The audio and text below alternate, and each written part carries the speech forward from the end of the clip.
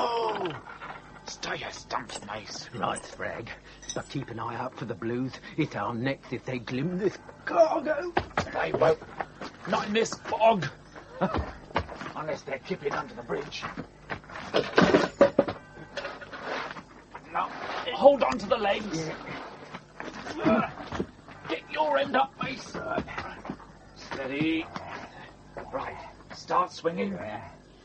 Give a good shove. And may the saints have mercy on his own. That's their problem. Mine's a thirst, and it's killing me. Spragg, the other bit. We forgot it. Then get rid of it.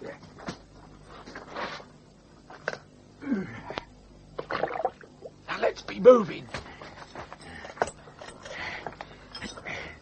Here, that last bit, Spragg. What was it? His punching bag. His punching bag? No, Mace. It was his head. And if he'd used it, it might still be on his shoulders.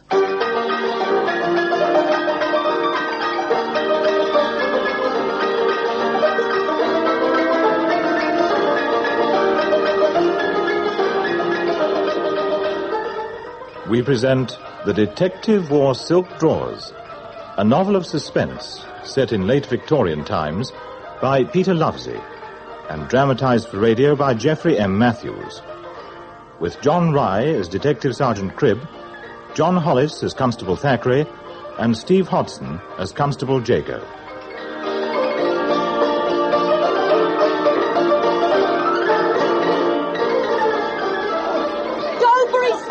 Get the claret flowing, Billy boy! Here, watch it, lads! A blow! Now then, come on. That's enough. Oh, get out Right. of John, get out the way! Rules, lads, rules. Hey, keep off me, you. Billy, oh, that's right, Billy. Get him again, mate. Right. That's enough, lads. Right, back, all of you. Come on, lads, let's get out of here! Come on, girls, Blueies. Yeah. You all right, Thackeray? Blimey. Mr. Cribb, you're a welcome sight, Sergeant. What happened? You were fell, Thackeray. A punch right on the mark. The mark? Point to the stomach, Thackeray. Broughton's mark. Oh. A truly classic punch. You ought to congratulate the lads when you round them up. That ain't likely, Sarge. I should have let him get on with it, the little varmints. But, Sarge, what you... Well, I mean, Hampstead ain't your line of country. No, that's true. But since you were on duty here, Tell me, are you enjoying it? Beat bashing? No, Sarge. Well, Hampstead, well, it ain't exactly noted for its crime rate. Well, I wouldn't despair, Thackeray. Now, if you've not changed over much, I sense you could do with some refreshment. Yeah. The back parlour of the Rat Catcher. You still welcome there? Oh, yes, Sarge. Ada and me, we still have our understanding. Excellent. Then, Thackeray, I suggest you return to your lodgings, get out of uniform, and meet me within the hour. It's possible I may have some news for you. Another murder, Sarge? No, Thackeray. Crime prevention, as decreed by Inspector Jowett. That'll be 4p, gents. I thought you had an arrangement, Thackeray. He does, but it don't apply to drinking. Now, Mr. Cribb. There you are, Ada. And have one yourself. Oh, thanks also. At times I envy you, Thackeray. All the pleasure and no complications. Oh, I ain't like you, Sarge. I mean, being sorry for yourself. I'm not Thackeray, but, well, I was interviewed by Inspector Jowett this morning. You should have heard him. Flair, Sergeant Cribb. Imagination. Not long record of selfless service, Cribb, but flair. He said that to you? Exactly, but there was more. Seems the Home Secretary has sold him on using French methods. From now on, we follow the surete. Oh, the one in Paris? Yeah. But according to Jowett, they never let go. You have 47 undetected crimes in your division, Cribb. This would not happen in France. No, Cribb. They would persevere. Send in, Oh, well, probably you wouldn't know the term. And An agent provocator, Sarge. amazing, Thackeray. The pronunciation, however, is agent provocateur. Oh, it don't matter how you say it, Sarge. It's still illegal in England. That's precisely what I told Jarrett. So we came to an agreement.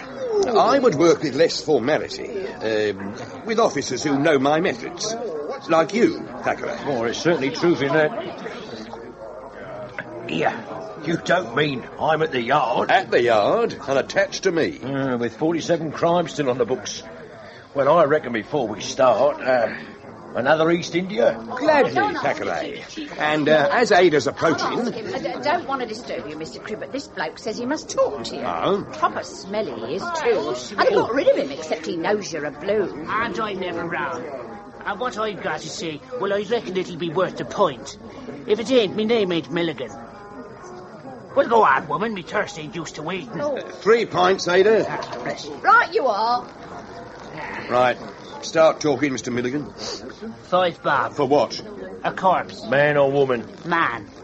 And it ain't 10 minutes from here. Oh, well, in that case, Thackeray, we should be able to locate it. We know where to look, don't we? Oh, where to look? I may be old, mister, but I ain't daft. So make it 4 bob, eh? Do we pay him, Thackeray? For what, Sarge? I mean, it don't take a sharp nose to tell he deals in cockles, eh? And he only stalls around or at Blackfriars. Yes. There's always 3 or 4 corpses a month there. Well, if you're not interested in murder... What says it's murder, Milligan?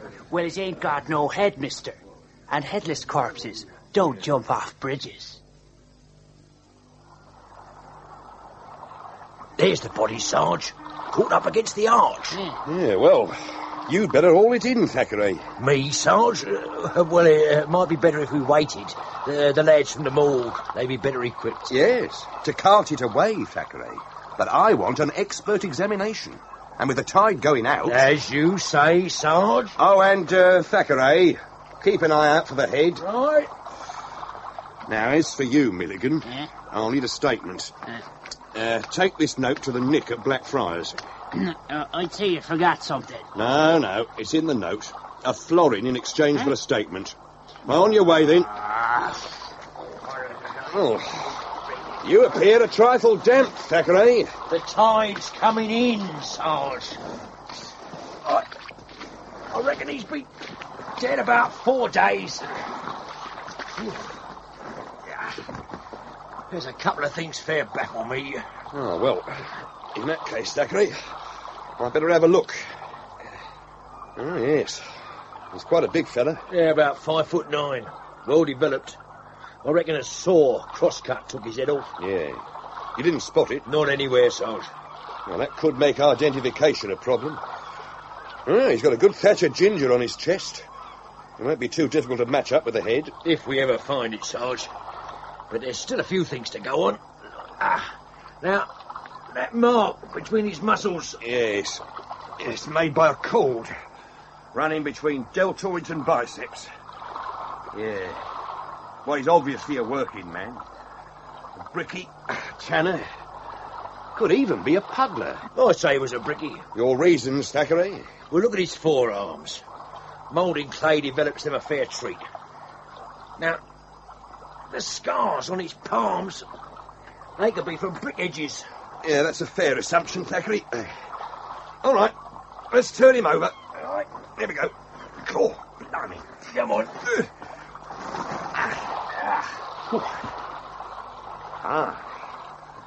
Now, that really is something. Those bruises were inflicted before death, agreed? I hope you say that, Sarge. Now, look at his knuckles. More scars. And the size of his fists. It just don't make sense. But you have a theory. Yes, Sarge. I'd say his hands have been pickled in vinegar and scarred from knuckle fighting. And brickies and knuckle fighting usually went together. Right, Sarge. But knuckle fighting's been illegal for 12 years. And these scars are fresh. Makes me wonder where we start. Well, you start with a walk to Fleet Street, Thackeray. The boxing reporters, the Bell, Sporting Life, the referee. Extract all you can about pugilism in London. And you can make it clear they will not be implicated. And you, Sarge, where will you be? Home, Thackeray. I require time to consider. What, Sarge? how to break the news to Inspector Jowett. You see, Thackeray, we now have 48 unsolved crimes in the division. Intuition and inspiration, Sergeant, they must go together. Exactly, sir. That is why I am here. Oh, you have a case which requires my guidance? Just agreement, sir. To what? A novel method of investigation. What precisely do you mean by novel, Sergeant? Well, sir, a corpse was dragged from the Thames last night, and I believe it to be that of a pugilist. The modern term, Sergeant Cribb, is boxer. For a glove fighter, sir. This man was a pugilist, a pug. His hands have been pickled, and recently. A knuckle fighter? Ridiculous. London prize ring bouts were banned over a decade ago. You don't just stop a sport. Not when it's been in for over a century. Oh, no, sir, it goes on. Not in my division, I assure you. But it goes on. Now, I'm taking this case very seriously, sir. Very seriously indeed. Why this one in particular? And it struck a chord in my memory.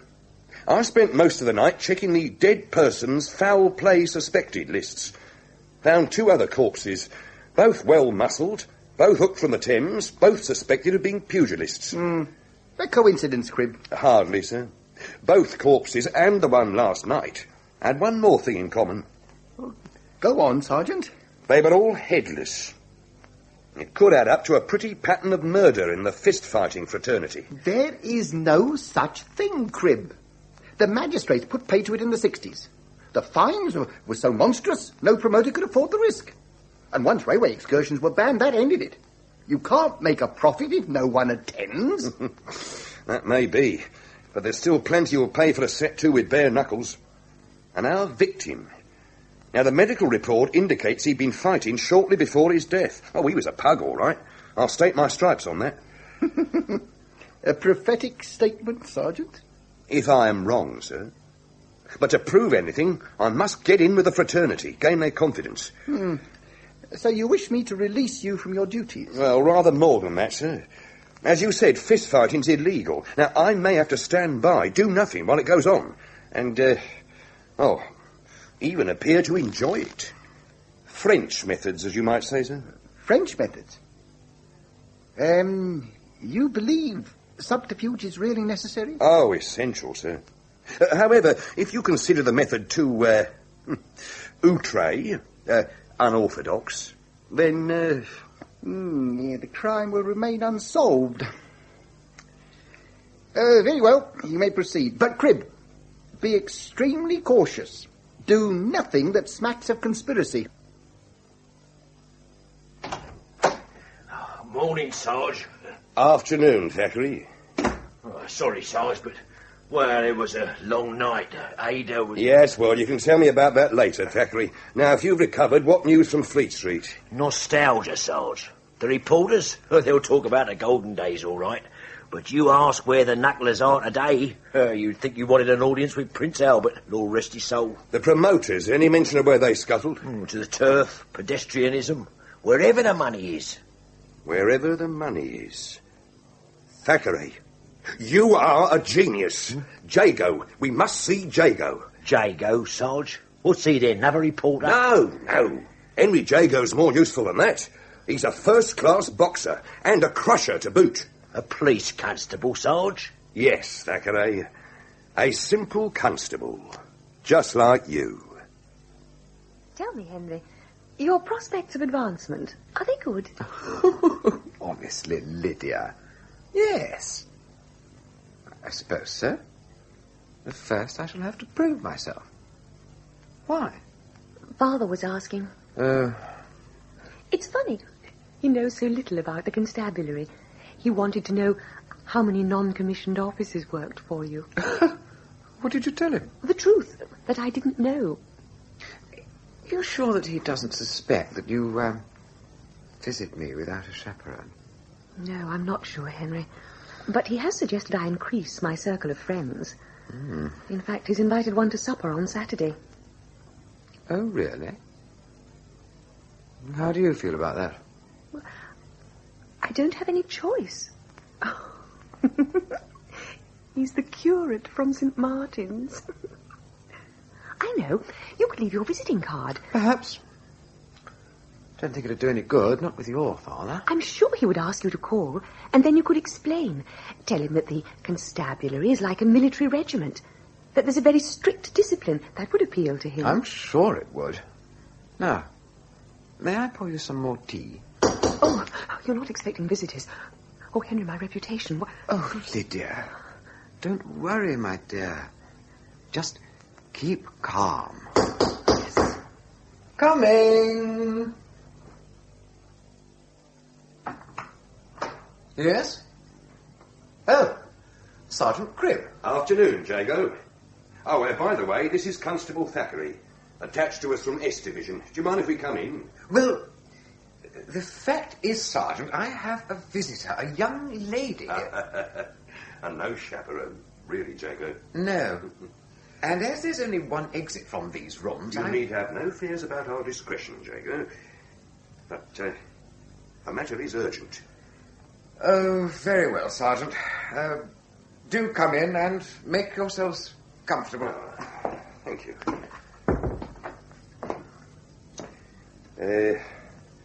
What about your lady, Jago? Yes. If you'll excuse me for a few moments.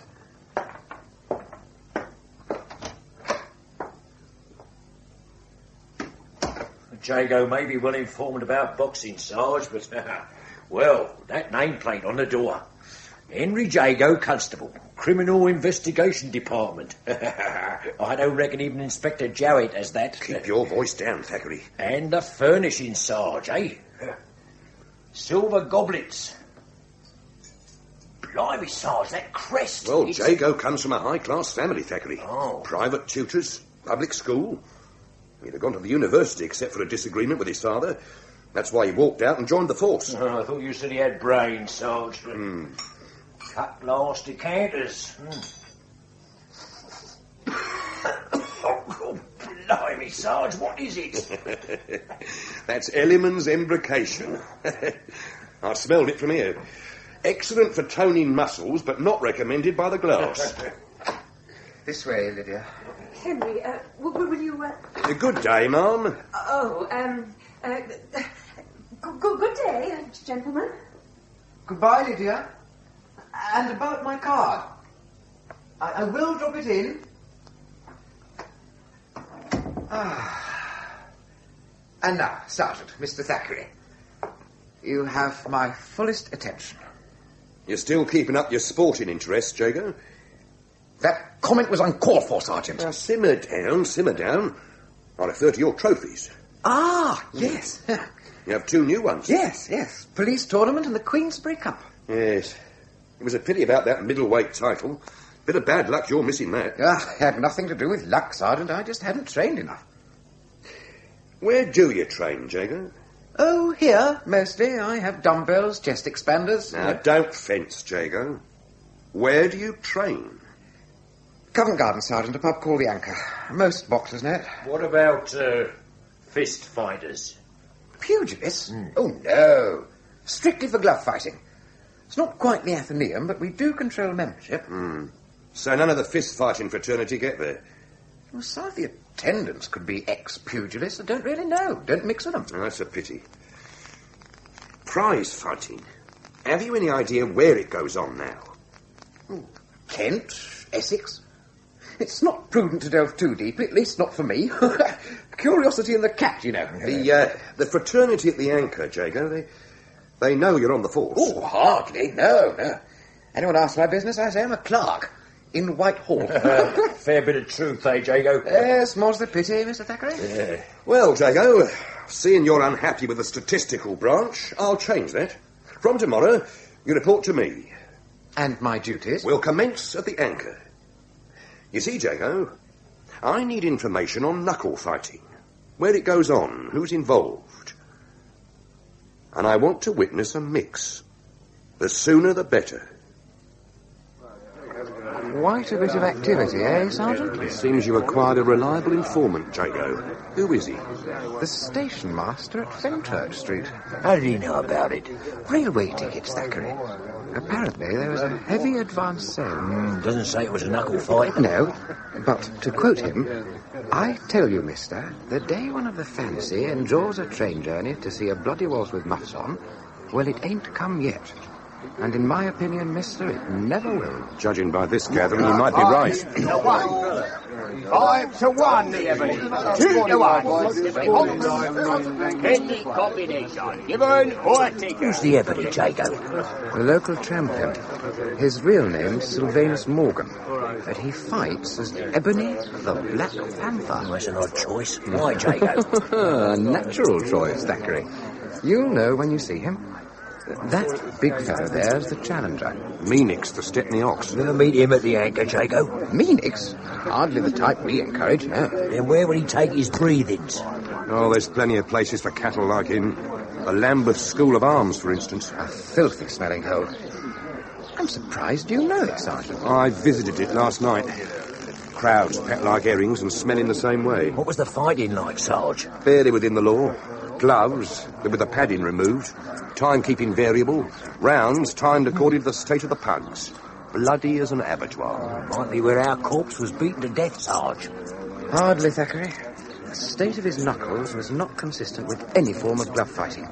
Your corpse was definitely a pugilist. I wonder he's called the Ebony. He's a Negro.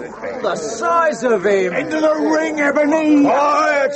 Quiet, you rebel, quiet! Right. Contestants will take their corner. And for those who fancy him, the challenger, Meanix the Stepney Ox. Weighing 15 stone and 4 pounds.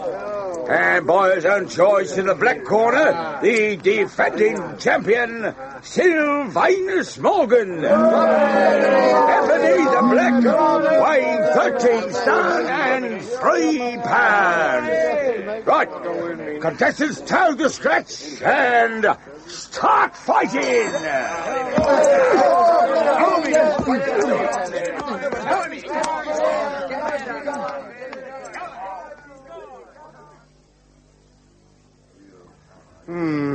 A short, unentertaining bout. Still, it has raised a thirst. 2 glasses of porter, please, landlord. Yep. And for you, Jago? A cordial, Sergeant. The local people, landlord, not many attending the bout. We got better ways of passing the time, sir. That right, ain't it, Ben? Oh, aye. Betting ain't part of God's law. Anyway, I do better with me money in here. When you're not on the slate, it'll be 5 pence, gents.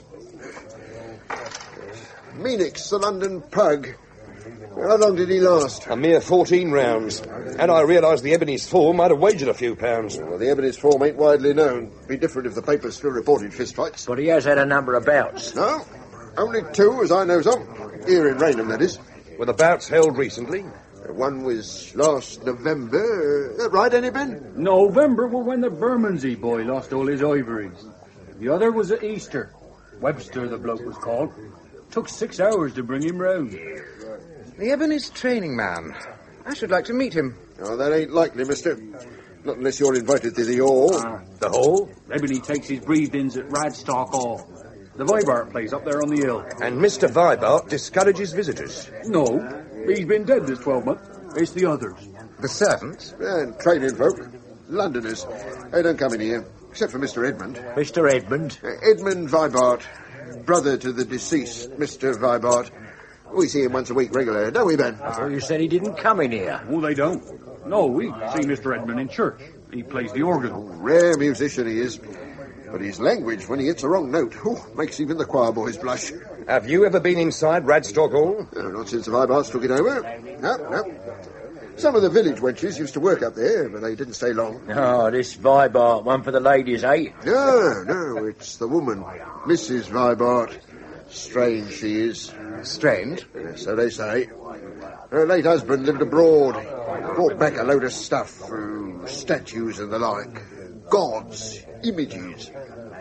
Well, they say, Mrs. Vibart's been taken over by them. Oh, it's just wenches gossip, Tom. They said they was scared. Talked about strange happenings. Well, no doubt most of the stories grew in the telling, but... ain't much you can tell some of the lasses, eh, Tom? At my age, it ain't even worth trying. Now, if it's the London train you want, you've got 5 minutes, and I got work to do. One last question. Is Ebony the only fist fight at Radstock? Well, not having been there, I wouldn't know. Now, Ben, the cellar. The train, Sarge. We ain't got much time. Right, Thackeray. Jago, I want you to travel in the same coach as Meanix. Keep your eyes and ears open. Thackeray and I are going visiting.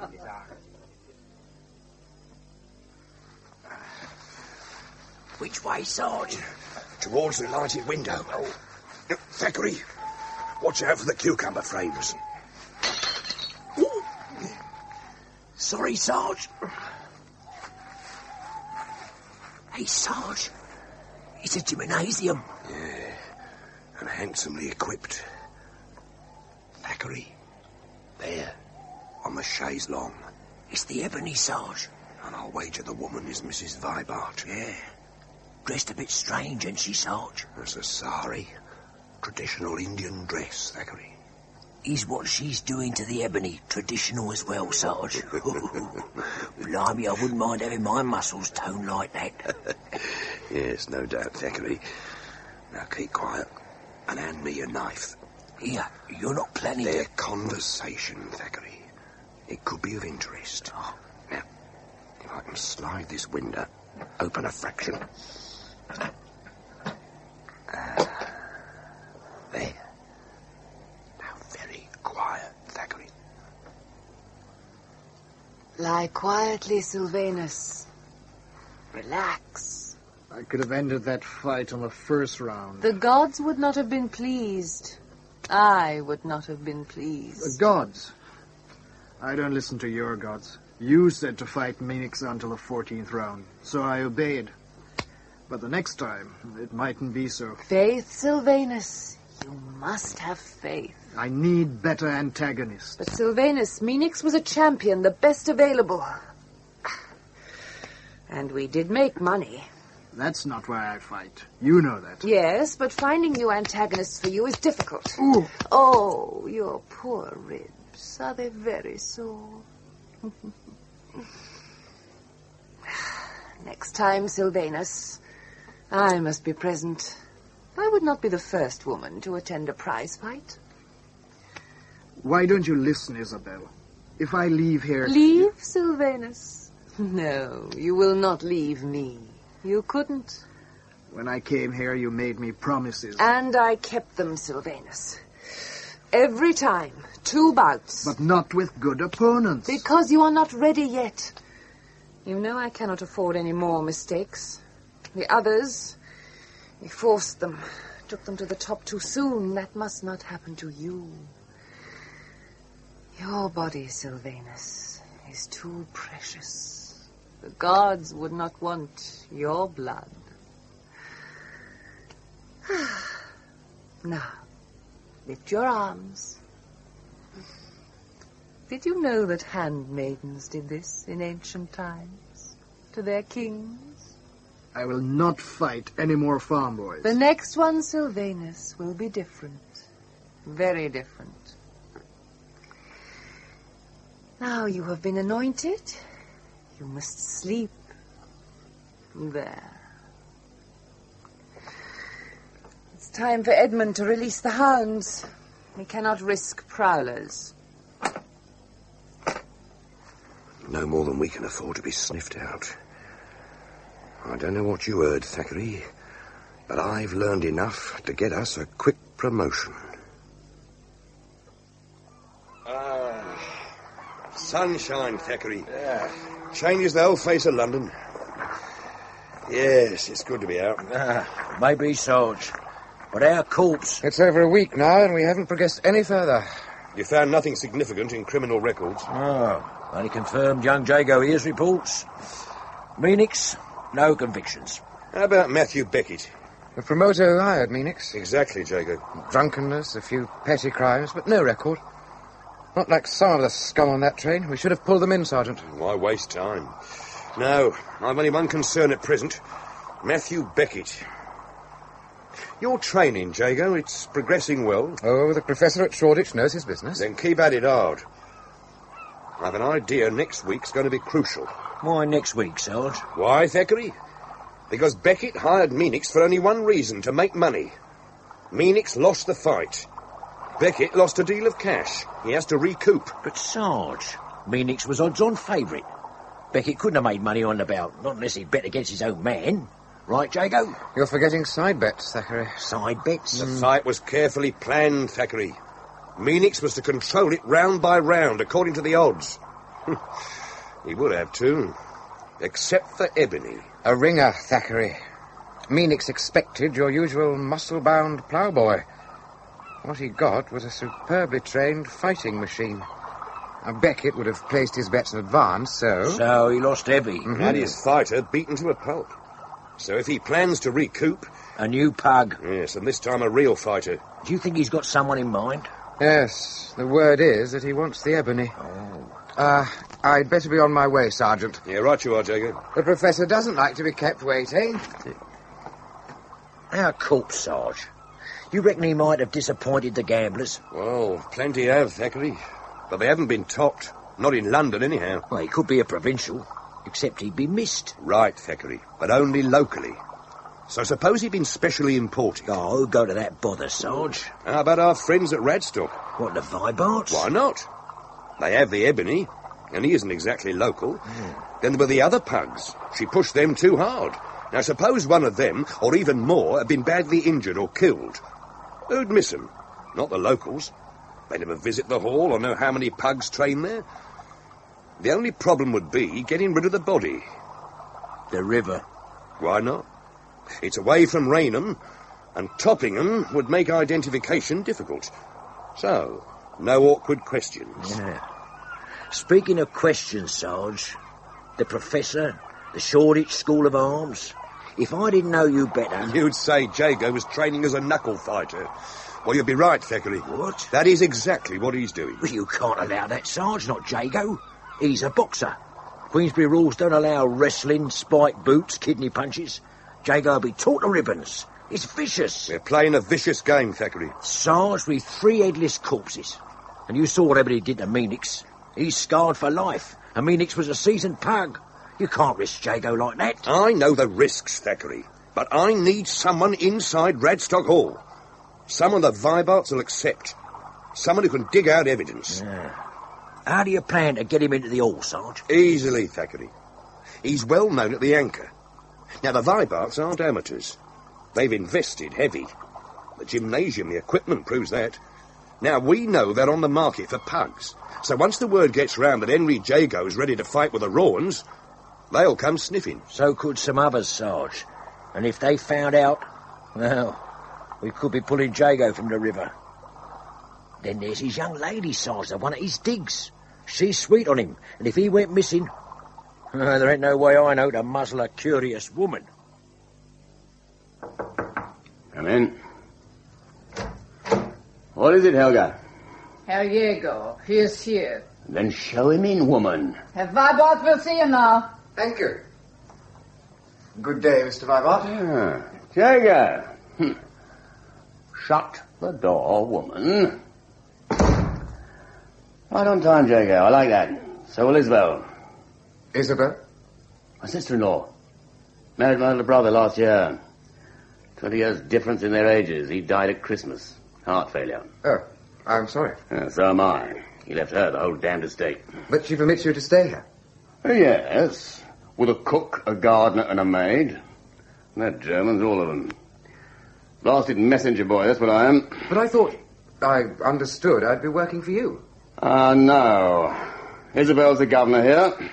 But the fancy don't like doing business with a woman, so I act as her agent. It is a man's game, Mr. Vibart. Yeah, don't tell her that, Jago. Isabel's never seen a mix, but the prize ring rules, she quotes them better than a priest knows the commandments. She's waiting in the gym. Follow me. Isabel, Jago's here. Ah, welcome to Radstock, Mr. Jago.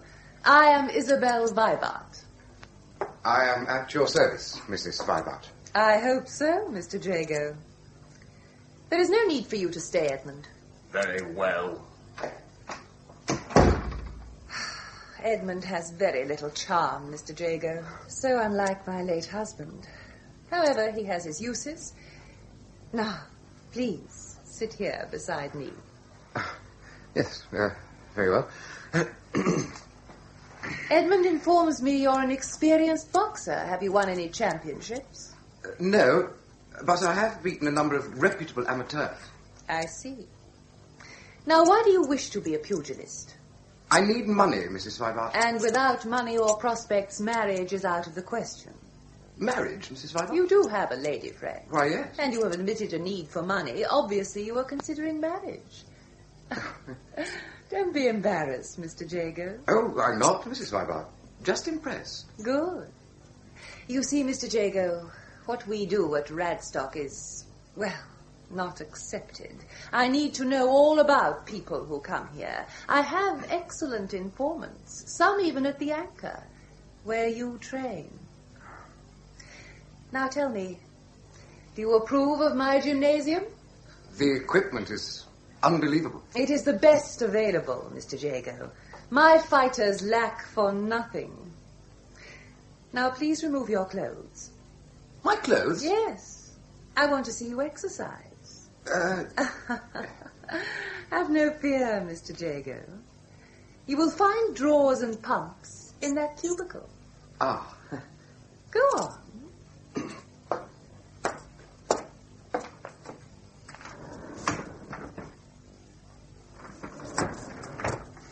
The white set should fit you perfectly. Ah, yes, I see. Are there, many fighters in training here? Only one at present. He fights as Ebony, the Black Panther.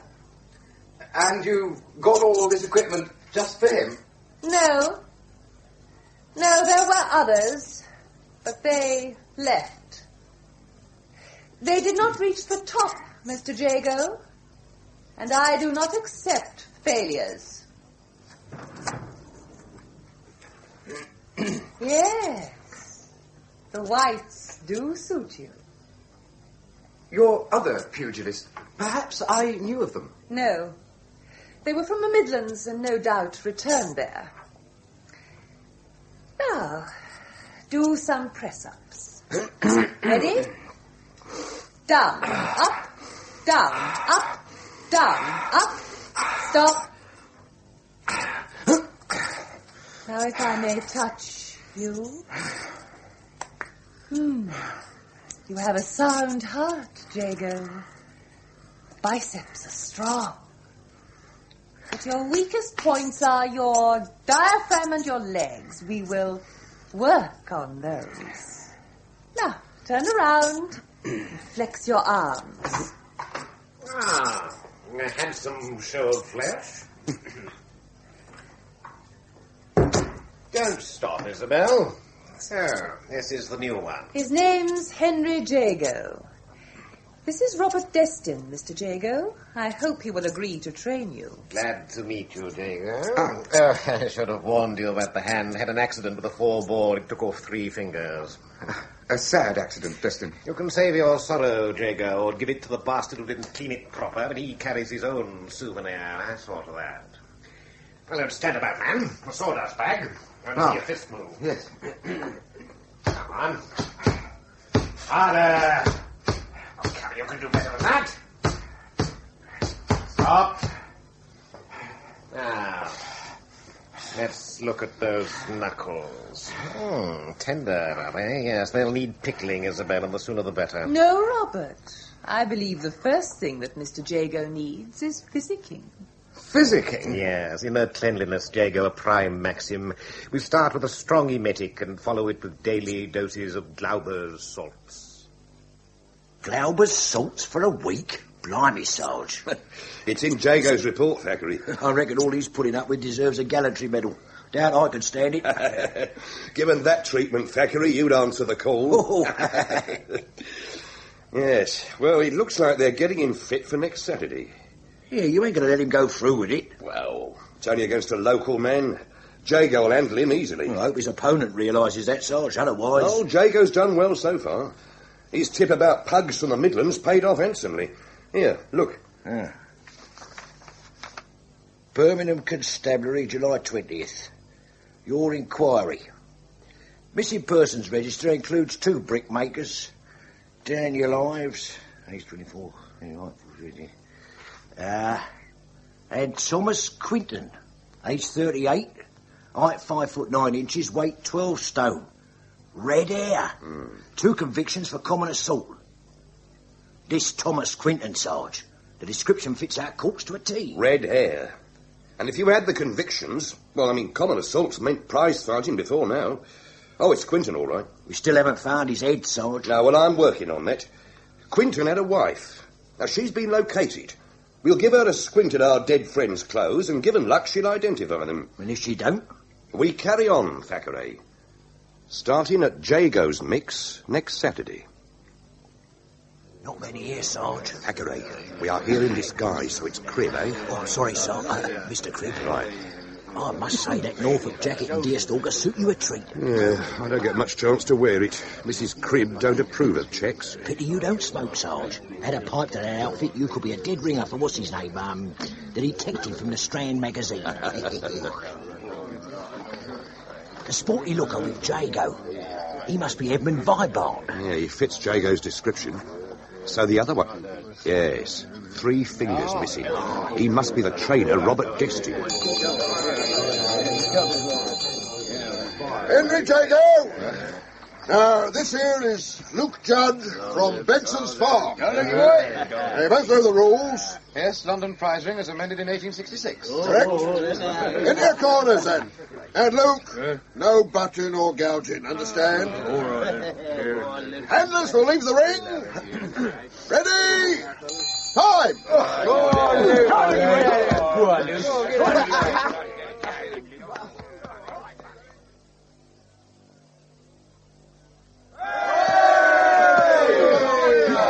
Jago's shins, Mr. Cribb.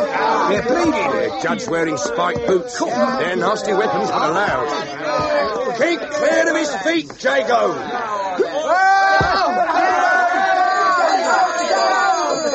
First, drop down to Luke Judd.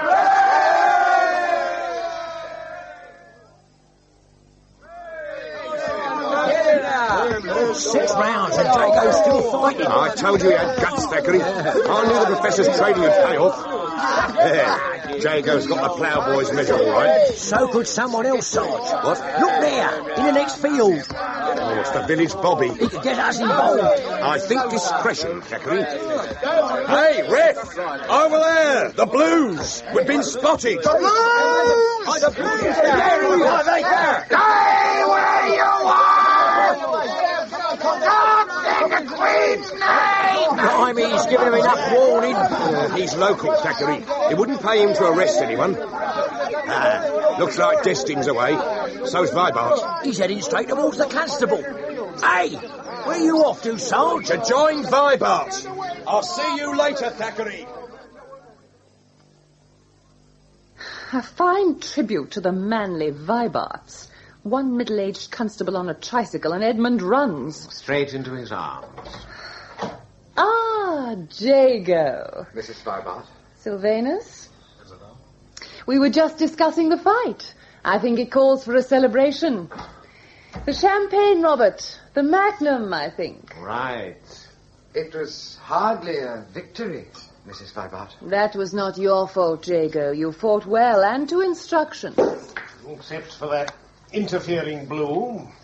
Stopping the mix set me back 50 guineas. But I'll win it back. Damn me if I won't. Yeah, Isabel. Thank you. And, Ebony. Now, to your next bout, Jago. Thank you. They talk of your fight, Jago, praise you, make promises, but there's no mention of me. Tell me, Robert, when will Jago fight me? You fight Jago, you're out of your mind, Ebony. No, and my given name is Sylvanus Morgan. Mr. Sylvanus Morgan, so use it. Right. So stir your gammon, Mr. Morgan. Only when you answer my question. When do I meet Jago? Never. You are a champion. The bout wouldn't last 2 rounds. You know, Isabel, I believe Sylvanus feels neglected. He has no cause to. Listen to me, Sylvanus. We are in this game for profit. Profit? How many times do I have to say it? I have money. What I need are bouts. I am a fighter. And a good one, so we must find you the best antagonist, and we will. Now, Jago, do you approve of my necklace? It's very becoming. A jeweled cobra ready to strike. Yes, it is very becoming. Was it crafted in India, Mrs. Vibart? Yes, like most of the objects in this room. The necklace was a birthday present from my husband. Do you approve of his collection? Well, yes. I'm no expert. But I'd say some of the items were priceless. This particular statue is quite fascinating. Ah, it is one of my favorites. Yes. Do you know what it represents, Jago? An Indian deity? Yes, Jago. That is Kali, the Black Earth Mother. She is supreme. You know why, Jago? Because they are afraid. The legend is she danced on battlefields and ate the corpses. Gives me nightmares every time I think about it. So she should, Robert. But Kali could be beautiful as well. With those 4 arms. Wouldn't mind seeing you in the ring with her, Ebony. Wouldn't know who to bet on. 2 arms were to shower blessing. Kali can be very generous to her followers. And the other 2? See what they're holding, Jago? How was she to know that? Or that 1 drop of its blood touching the earth would create 1,000 more demons. If 1 drop had touched the ground... We'd be up to our heads in demons. Ruddy poppycock. You can sneer, Robert. But Kali is a very potent goddess. One we must all appease. She's the goddess of death. It's not wise to provoke her. Well, then we'll drink to her. Cozy party. Didn't think of coming to fetch me, did you, Destin? Stop shouting, Edmund. Sylvanus, refill the glasses, please. Yes, Isabel. Edmund, sit down and tell me what happened. That damned village blue happened. He started off slow, and he put on the pressure. What did you tell him, Edmund? Nothing. Except my name and address, and he knew that already. Thank you, Sylvanus. Anyway, he was more interested in the bloke from London. One of Matthew Beckett's men? No, it was the gent. Tall chap, Norfolk jacket, deerstalker. Yeah, I reckon he's there for the night. And that's what I'm calling it. After you release the hounds. Well, Edmund? I'm Mike Short, Isabel. Your gambling losses are not my concern, Edmund. Damn it, Isabel. 30 quid. That's all. And I was Jago's bottle holder. That's worth a bit, ain't it? You said I'd get paid. Go and release the hounds, Edmund. Right. Isabel, if that's your blasted attitude, I'll have this. It's mine by rights anyway. Replace that figurine immediately, Edmund. And if I don't... I shall ask Robert to break your arm. Be a sore temptation. Damn you. Keep that damn thing, then. You staying on, Sylvanus? What for? The small talk bores me. I need fights, not fancy parties. Edmund has so little control. But I suppose we were thoughtless. Have some more champagne, Jago. I've had quite sufficient, Mrs. Vibart, thank you. Now, I should also like to be excused. Already? Oh, but of course, how stupid of me. Your muscles must be stiff. They need massage. I'd accept the offer, Jago. Isabel's technique works wonders. The ebony can testify to that, eh, Isabel? Oh, thank you. But no, really, Mrs. Vibart, I'm too tired tonight. Very well, Jago. You may retire. Yes. Well, good night.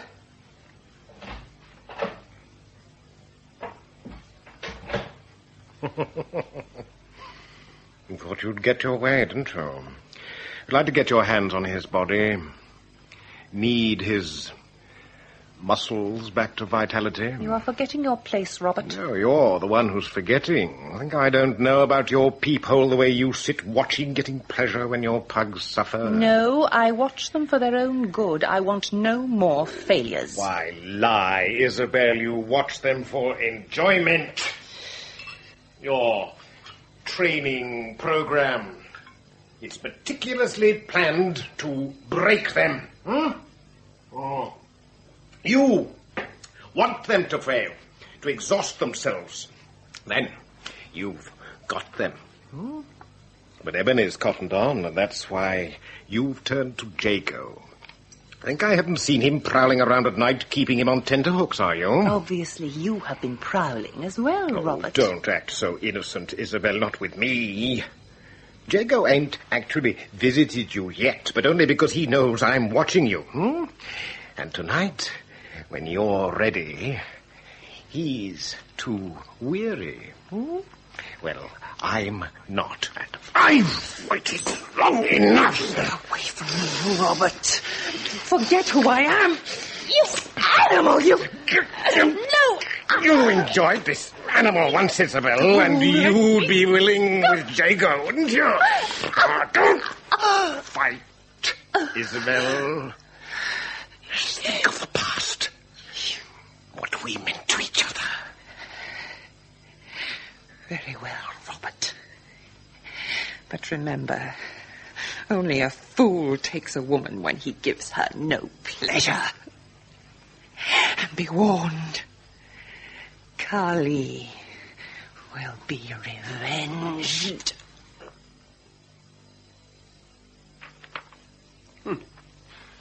Kali? Demons? Cobras? Oh, you saw Jago after the mix, Thackeray. Any head injuries? Nah, he was limping a bit, Sarge, that's all. Why? Well, this report's full of self-pity. I thought young Jago could take pressure. Now he wants to bow out from Radstock before he's done anything. He did help us identify Quinton, Sarge. Besides risking his neck, that is. Could be he's suffering from shock. Shock? Well, he looked more than shaken when he heard you was arrested with Vibart. That worried me a bit too. I wasn't sure you'd get away. Not without saying you was on the force. Oh, I couldn't do that, Thackeray. No, I realised that Bobby stumbled on the mix by accident. All he wanted was a quencher with his cronies. Oh. So I held back until Vibart was released.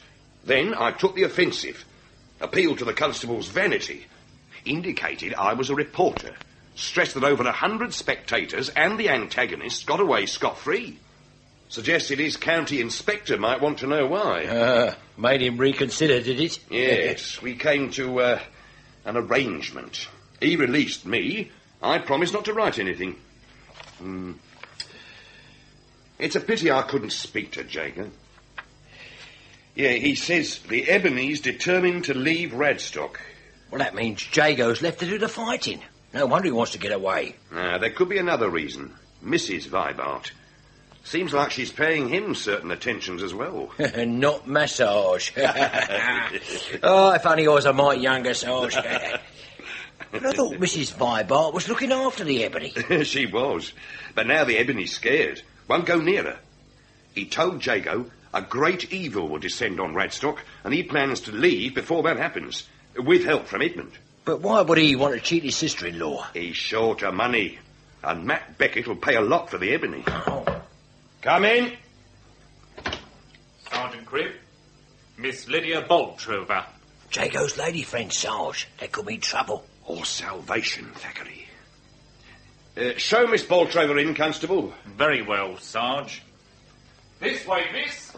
Thank you, Constable. Miss Boltrover. My name's Cribb. Chair, please, Thackeray. Oh, here you are, miss. Oh, thank you. Right. Now, how may I help you? You can tell me where to find Henry Jago. Jago, Miss Boltrover? I hardly... There's no need for charade, Sergeant. I realise you are trying to be discreet, but we have met. Briefly. At Constable Jago's. Since then, I've heard nothing from him. Now, please, tell me what Henry is doing. Attending to his duties, miss. His duties? Then perhaps you can explain this newspaper report. I have marked the relevant paragraphs. It appears to be a report of a prize fight, miss. Highly illegal. Where these reporters get their information from, I'll never know. Does it refer to my Henry? Yes, but I know all about it. But it's illegal. Barbarous. My Henry could get hurt. Please modulate your voice, Miss Boltrover. Constable Jago is involved in an extremely delicate investigation. But he is fighting. He could be mutilated, killed. We are taking care of his welfare, Miss Boltrover. I would tell you more, but the matter must remain highly confidential.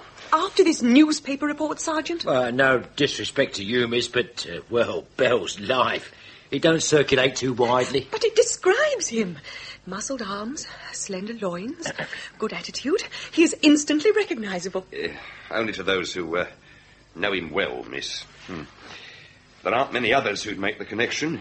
The truth is, Miss Boltrover, that Constable Jago is investigating certain suspicious persons. Knuckle fighting gives him a reason for being there. You would like to contact him? Would it be possible? Oh, I don't see why not, miss. Yes, you may write him a letter. And then, if you don't mind, I should like to add 1 or 2 lines. You could write them. You see, I need a way to get instructions to him. Will it help Henry?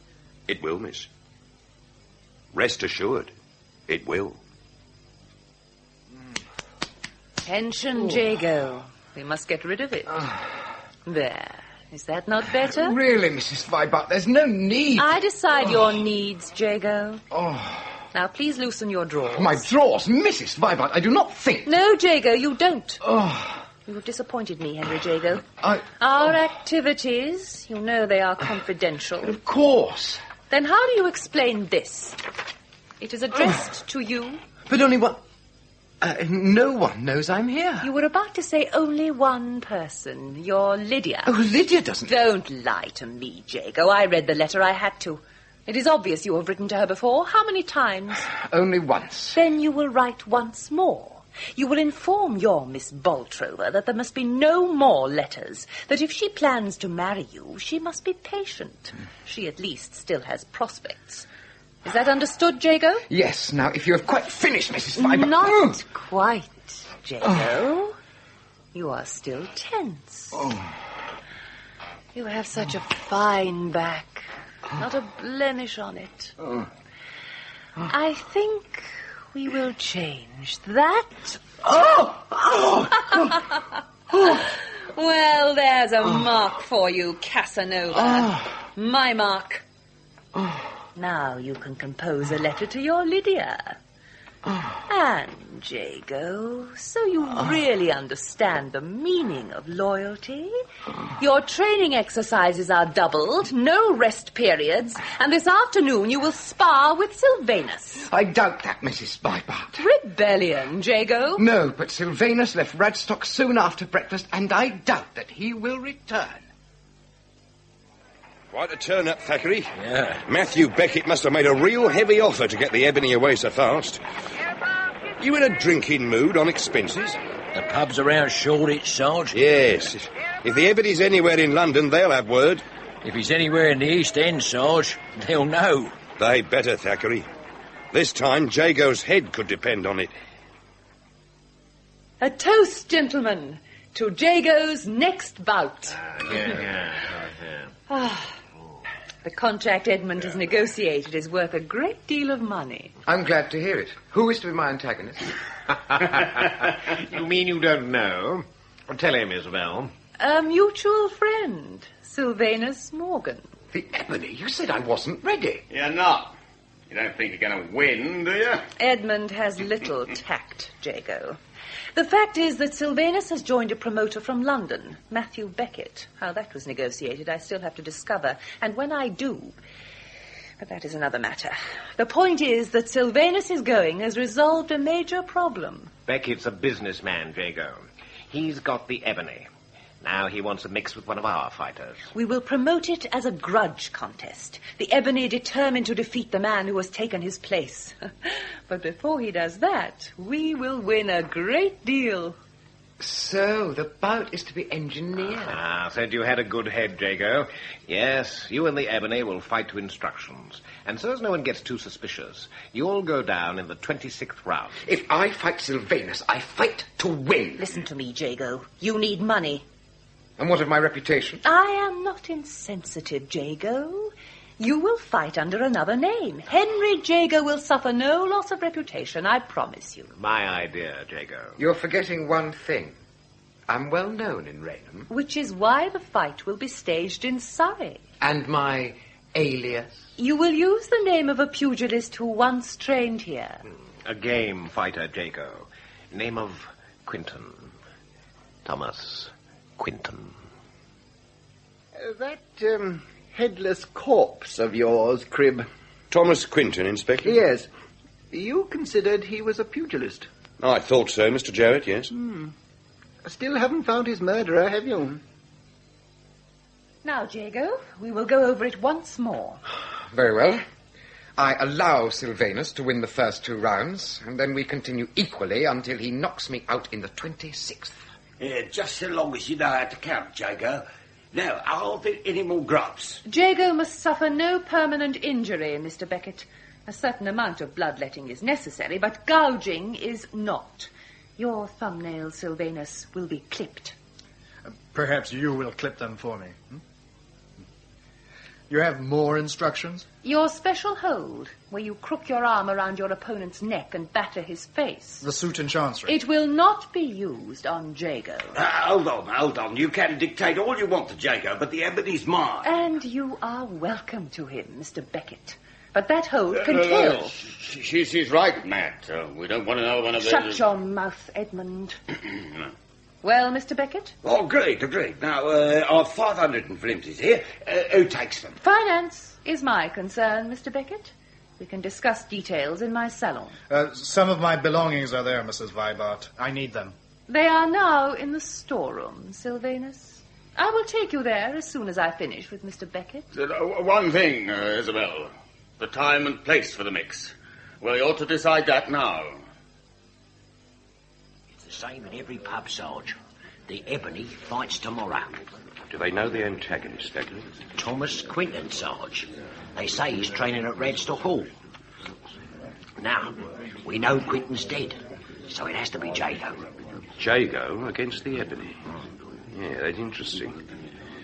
Where do they meet? Somewhere in Surrey. You aim to stop it. Naturally, Thackeray. Somewhere in Surrey.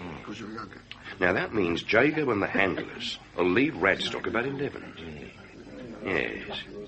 I think that's time enough. For what, Sarge? A quiet chat with Isabel Vibart, and to reach the fight in good time. So, the bout will not take place in Surrey? Surrey? Not likely, Jago. No, the Blues got ways of hearing about a mix, so we set up stakes in Kent. While half the Surrey Blues wear out shoe leather searching Red Hill. Clever, eh, Jago? But the bookies, the fencing. Don't worry about them, Jago. The real word will go out at 11 tomorrow. Every fighting pub will have it by 12. And by the time the Blues get organised, we'll be back here counting our winnings. You ready, Ebony? I have everything now. Yeah, it looks like you have too. What's in the bundle? Mrs. Vibart's silver.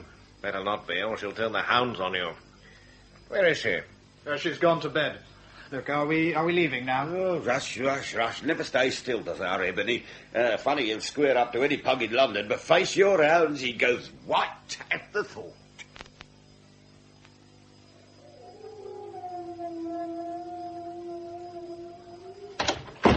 Vibart! The hounds, Vibart. They're outside Isabel's window. Funny she hasn't heard. Better have a look. If anyone can shut 'em up, it's Isabel.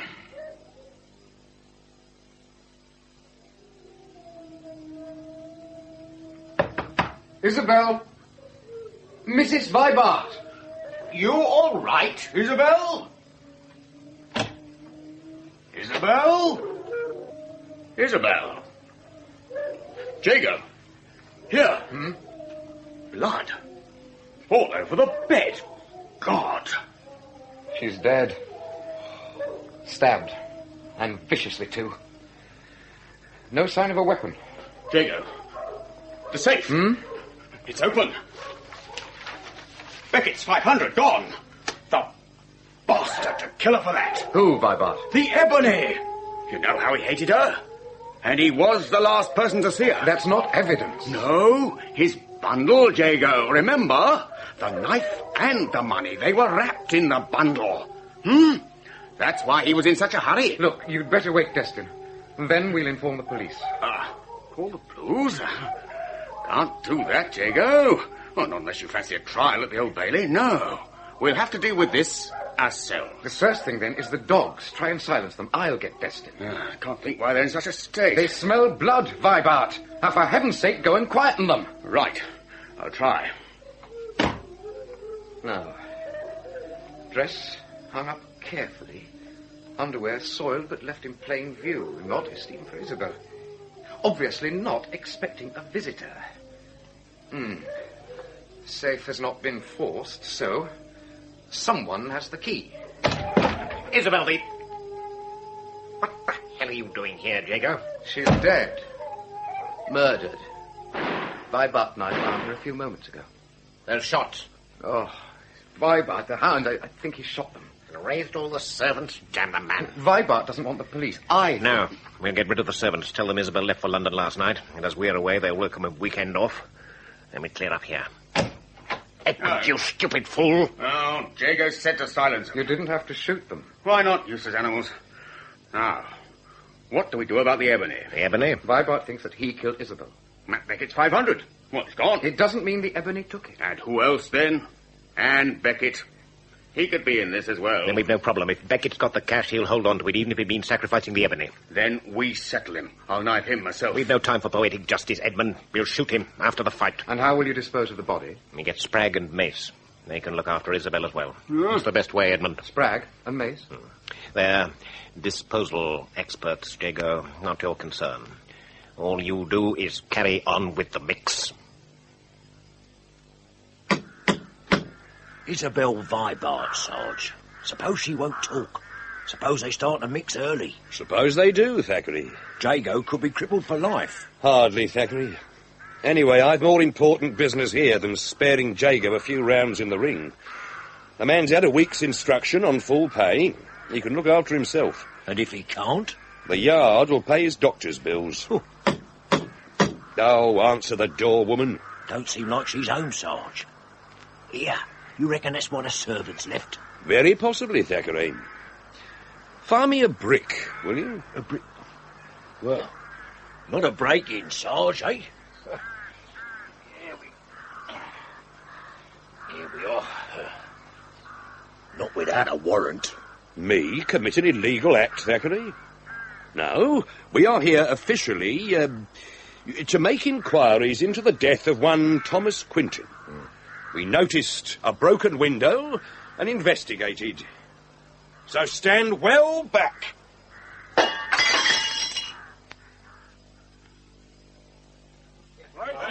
2-1 on the Ebony. 5-1 on Quinton.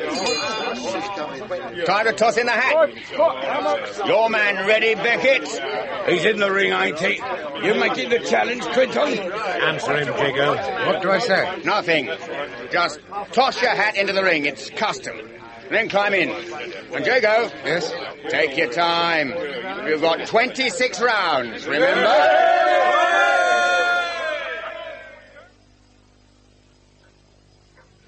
It's weird, Sarge. Those dead hounds, Mrs. Vibart's body laid out, clean sheets, the blood-stained linen folded away. Forget her, Thackeray. She was a handsome woman, and I'm sorry she's dead. But it's Quinton's murderer I want. The evidence is in this house. I know it. But the mix, Sarge, it'll be starting now. Only the preliminaries, Thackeray. We'll get to Jago in time, never fear. We ought to see him now, Sarge. Later, Thackeray. Now, search the next room. I did, Sarge. I found these under a mattress. A key and £500. The key fits Mrs. Vibart's safe. Making the motive theft. Which room was it? Well, I don't believe it, Sarge. But the room was Jago's. Jago! Come on, Jago! Now, take a deep sniff. Again. No, I want you to clear your head. It's the shooting chance, Destin.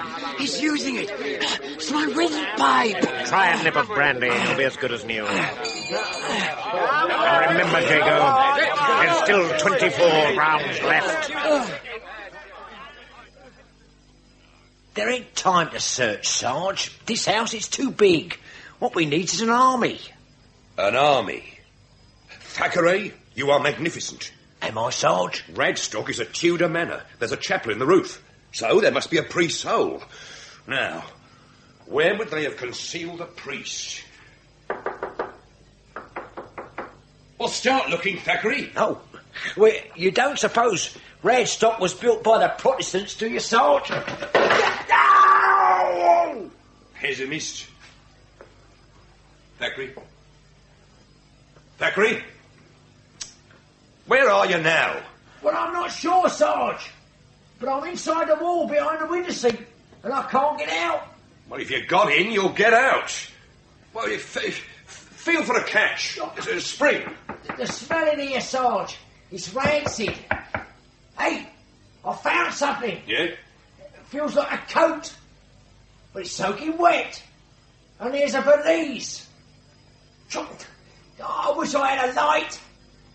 Hey, I've got it, Sarge. Good. The catch. There we are. Good man, Thackeray. Now, out you come. Oh, come on. Right, man. Right, there you go. Oh, cool. Ooh. Your hands, they're bleeding. Yeah. Are you all right? Yeah, I'm perfect, Sarge. Blimey. No wonder this coat felt wet. It's soaked in blood. Look. Fresh blood, Thackeray. Here, but look. These other stains. They're older, congealed. Oh. Well, they've been there some time. Here, get the valise open. Yeah.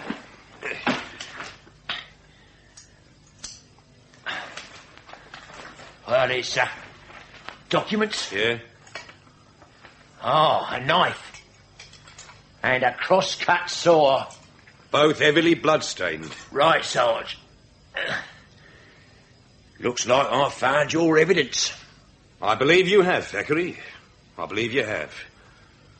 So, we'd better be off. I think it's time we arrested a murderer. But which one do we arrest, Sarge? Ebony, Vibart, or Destin?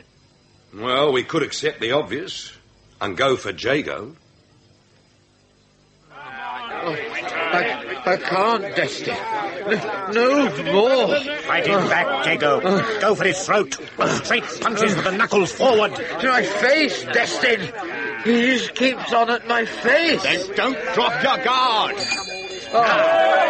Get in there and fight. I'll do my best.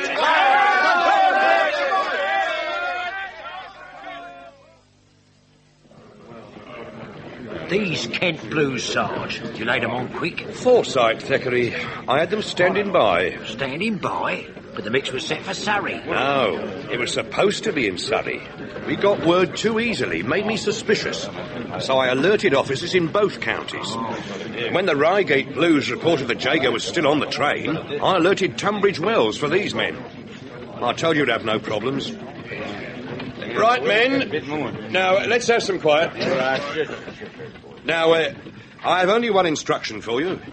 The bunch inside the ring, I want them braceleted first. Is that understood? Right. Understood, Sergeant. And, Thackeray, not a word about our visit to Radstock or what we found there. Noted, Sarge. But Jago, you don't plan to arrest him as well? Why not, Thackeray? He's prize fighting, isn't he? This is intolerable, Sergeant Cribb. Why are we back at Radstock? To help investigate a murder, Mr. Destin. We told you who did it. Arrest him. The Ebony? Huh. But what was his motive for killing Mrs. Vibart? Oh, he despised Isabel. He wanted revenge. Ain't that true, Destin? I've already confirmed that. And the way he sneaked out with the 500. Yes, you have, sir. Now tell me how he planned to get away with the crime. Well, the Ebony is no simpleton, Sergeant Cribb. He reasoned we'd be too frightened to report the crime because, well, you know, this knuckle-fighting nonsense is illegal. But he reckoned without the British sense of integrity. Vibert and I knew our duty, damn if we didn't. Then it's a shame you wasted so much time. Thackeray? Sergeant. This way, please, Mr. Morgan. Yes, Constable. Now, Mr. Morgan, you were able to overhear our conversation. I call them liars. I killed no one. I stole nothing. Why should I? Matthew Beckett was paying me well, and I had side bets on today's bout. Well, Edmund Vibart knows that. How the hell would he know? Because he had bets on as well. He arranged everything with Matthew Beckett. Vibart? You were Beckett's go-between? Why not? The Ebony and me. You and Isabel treated us like outcasts. Besides, Beckett made me a very good offer. I didn't want to come back to Radstock last night, but Beckett insisted. As usual, they insulted me, so I asked for my belongings. It took a mighty long time collecting them. Only 5 minutes. But stay in the same room with you? No. I waited in the gymnasium until I heard Beckett return. You felt in some kind of danger. This house is evil, Sergeant. Other fighters came here, they disappeared. Even Isabel wouldn't speak of them. But you know where they went? I think so. They were weaklings. They fought, were beaten, maimed, even killed, just so Isabel could make money, get pleasure. But I was different. I was a champion, and I pleased her. Then Jago came, and Isabel wanted him. It was then I knew I was in danger and that I had to leave. I liked you, Jago. That's why I was easy with you today. In 2 weeks, your face will be healed. You have my word. Thank you, Sylvanus. My thanks also, Mr. Morgan. Now, if you'll wait outside... Very well, Sergeant.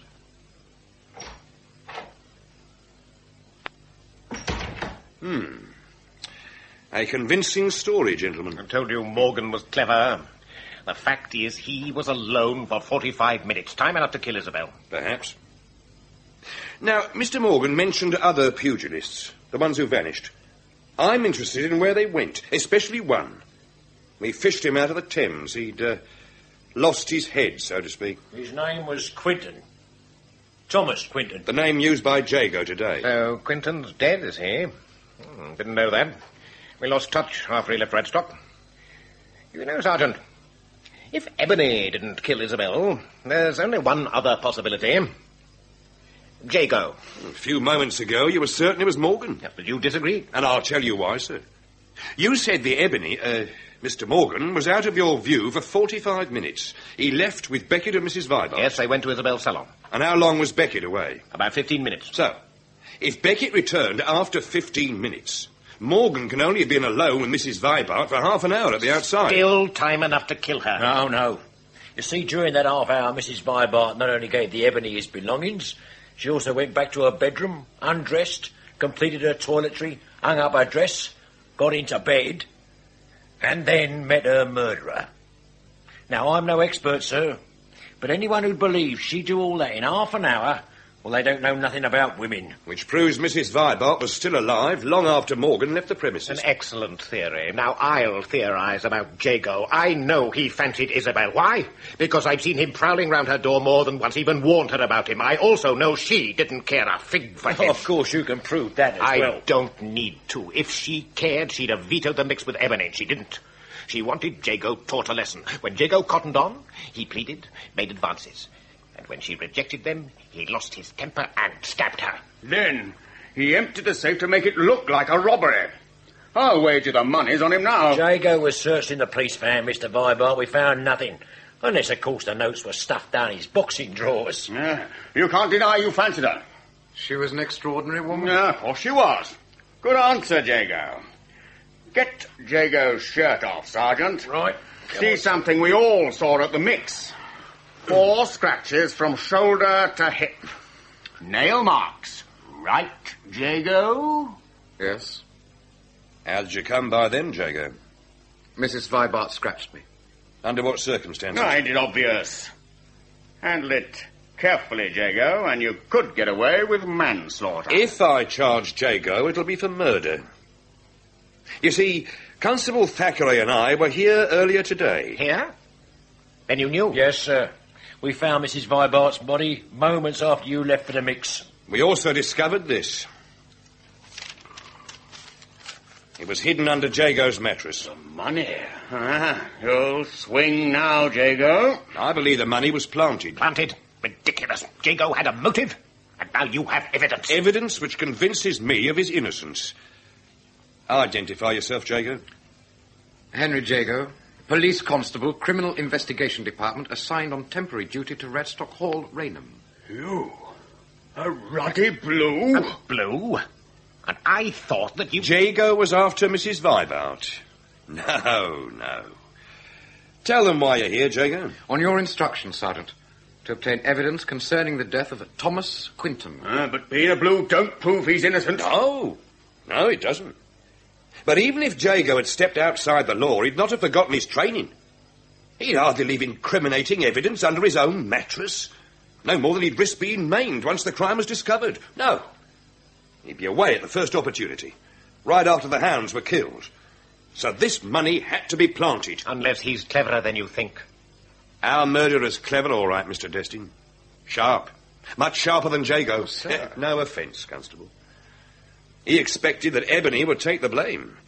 But just in case, he kept another suspect in reserve. For what reason? Well, sir, I don't believe Mr. Vibart or yourself would have reported the murder. You suspected the Ebony. You'd settle the score.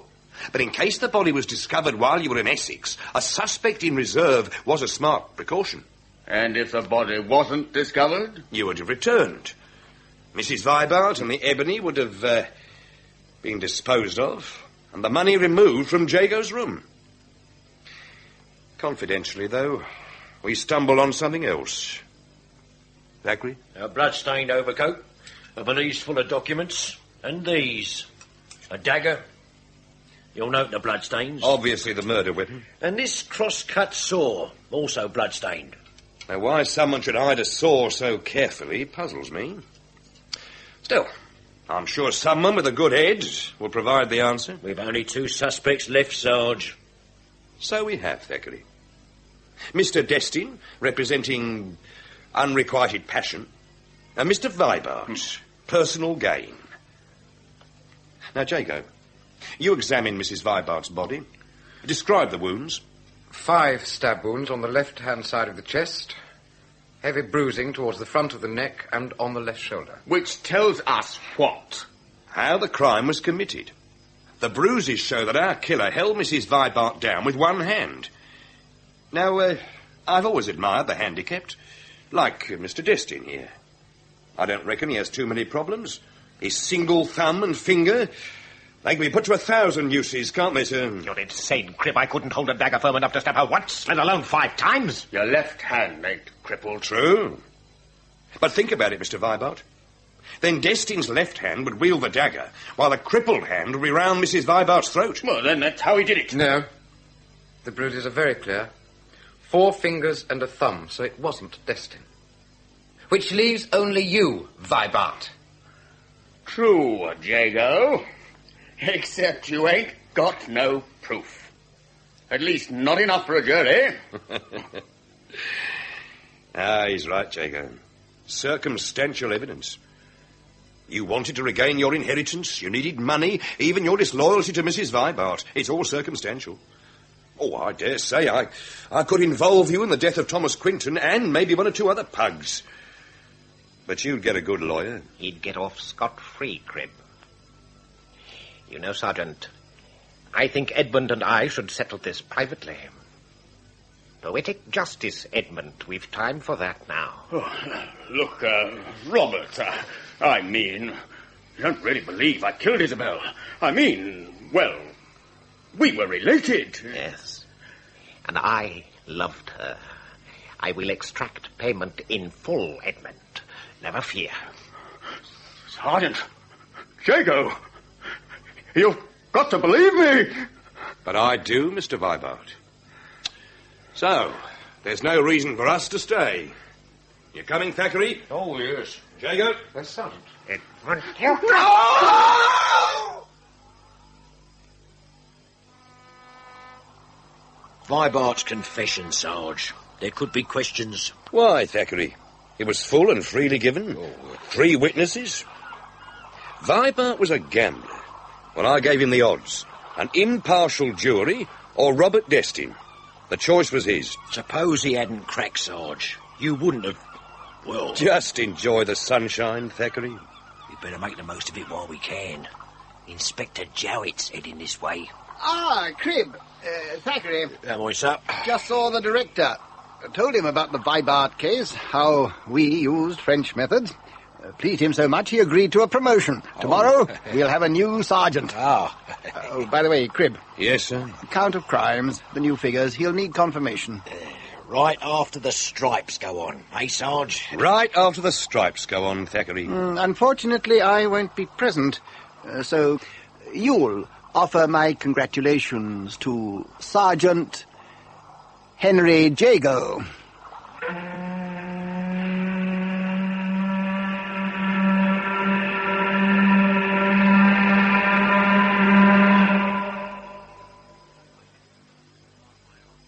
In The Detective Wore Silk Drawers, Detective Sergeant Cribb was John Rye, Constable Thackeray, John Hollis, Constable Jago, Steve Hodson. Isabel Vibart, Carol Boyd, Edmund Vibart, Michael Goldie, Robert Destin, William Edel. The Ebony, Anton Phillips, Inspector Jowett, Garrard Green, Lydia, Nicolette Mackenzie, Helga, Irene Sutcliffe, the Landlord, Geoffrey Siegel, Beckett, Bruce Beebe, Milligan, Paul Meyer, Spragg, David Alder, Mace, Neville Jason. Peter Lovesey's novel The Detective Wore Silk Drawers was dramatized by Geoffrey M. Matthews and produced and directed by Graham Gould.